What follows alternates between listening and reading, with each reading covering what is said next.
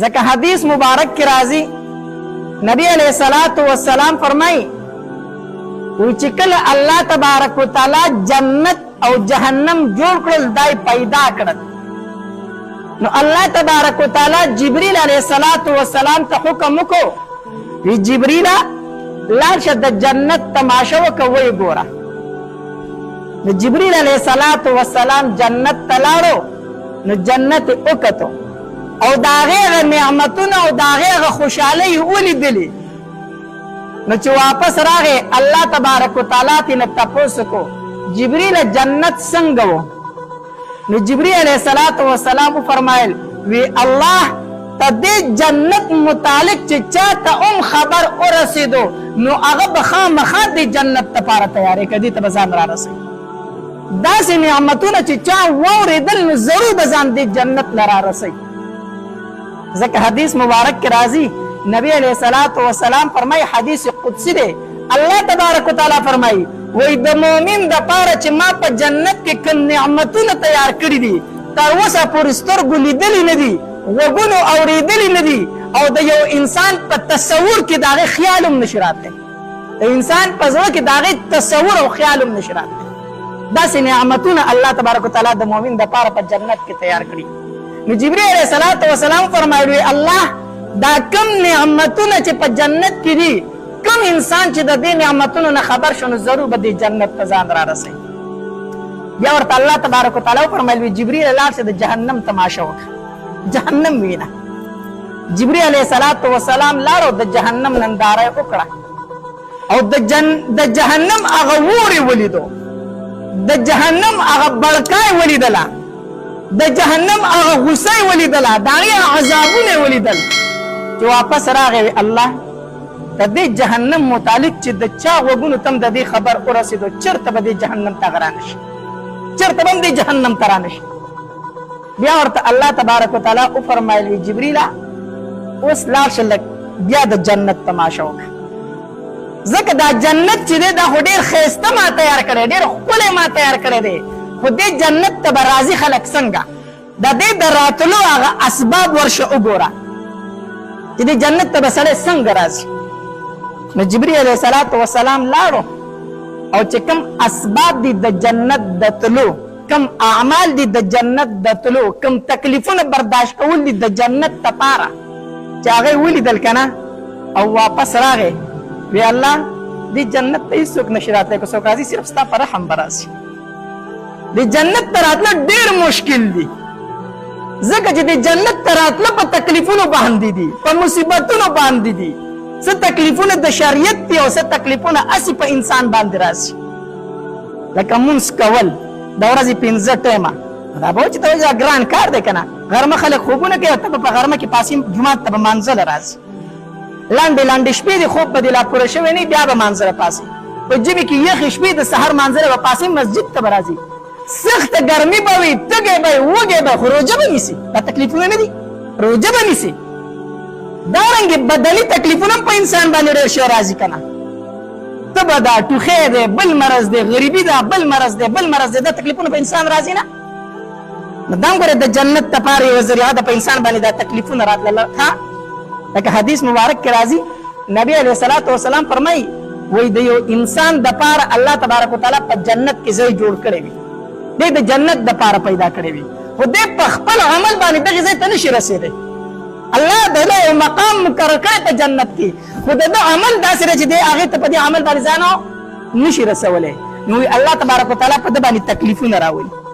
مصیبتونه پرې راولي نو په هغې تکلیفونو او مصیبتونو سره الله د ده نه ګناهونه ختم کړي او د ده درجې پې اوچتې کړي د دې درجې پې څه کړي اوچتې کړي نو الله په دې تکلیفونو سره دغې ځای ته ورسوي او دا کم تکلیفونه او کم مصیبتونه دي چې کله په انسان باندې مصیبت راغی تکلیف پې راغی د په دغې ټایم کې بدې ردې نه ویلې د الله ناشکري نه کوله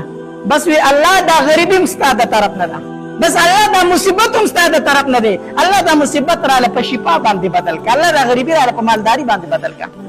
روایت کې راځي د انسان په لاس کې غنه لاړه شي غنه کنه په دې ورته الله اجر ورکړي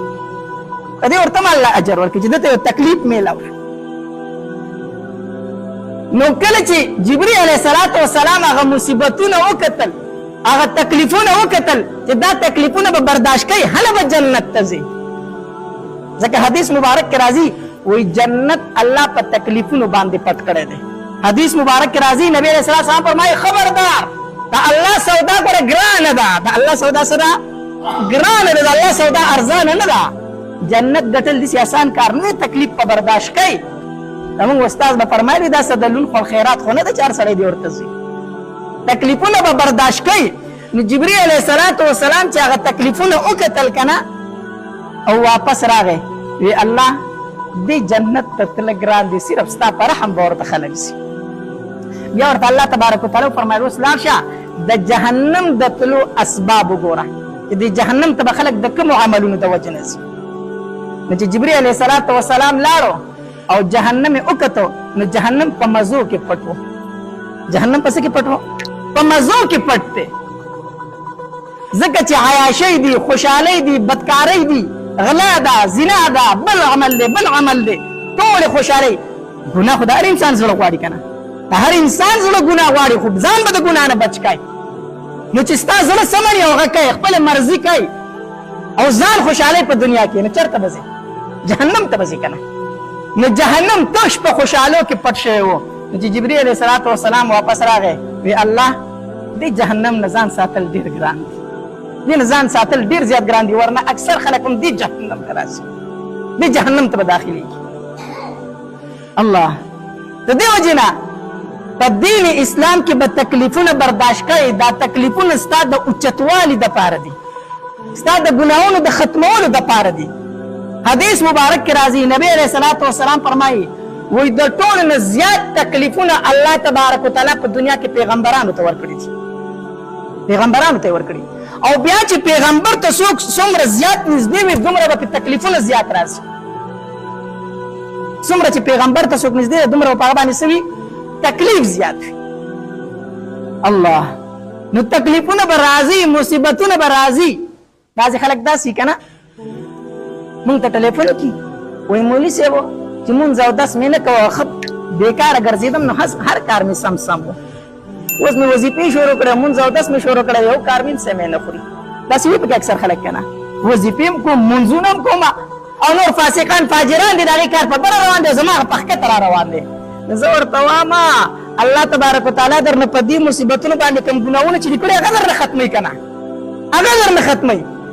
ستا دپاره الله په جنت کې ټکانه مقرر کړې ده ځکه خو ته دیندارۍ ته راواړولې اوس په دې دیندارۍ کې به مصیبتونه راځي چې کوم ګناهونه شوي چې د هغې کفاره درله په دنیا کې درکړې شي او الله تبارک وتعالی به ستا درجې اوچتې کړي دغې مقام ته دې ورسوي نو ان مع العسر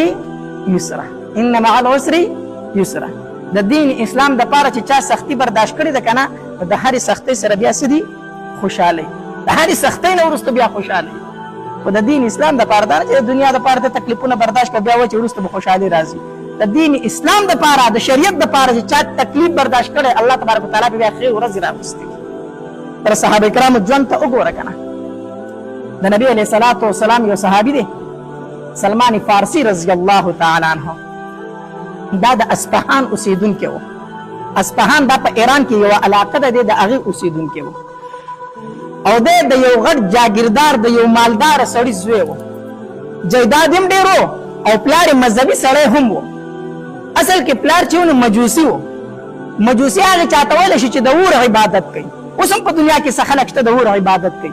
بس د هغه نګراني دی چې اور چېرته مړ نه شي نو د قیامته پورې هغوی د خپل اور بلی هغه مړ کېدو ته نه ورکوي او د هغې اور عبادت کوي نو د ده پلار مجوسي و په خپل مذهبي کارونو کې دومره مخکې و چې د دوی کومه اتشکده وه د دوی چې کومه عبادت خانه وه د هغې مشر د ده پلار و هغې اور نګراني به د ده پلار کوله دومره پکې مخکې و بهر جاګیردار سړی پلار و نو دوی به دی به پټي و جیداد و هغې ته به تو راته د سلمان فارسي رضی الله تعالی عنه په دغې وخت کې حق دین چې و صحیح دین هغه دین عیسوي و عیسایت و د عیسی علیه السلام دین چې کوم دی دا حق دین په دغه زمانه کې دی به چې کله خپلو پټو ته تو خپل جیداد ته به تو نو په لاره باندې د هغې یوه عبادت خانه وه د عیسایانو هغوی به پکې عبادت کول نو دی به کله کله هغې ته ورښکاره کېدو بس دا غي سره خبرې اترې شروع شوې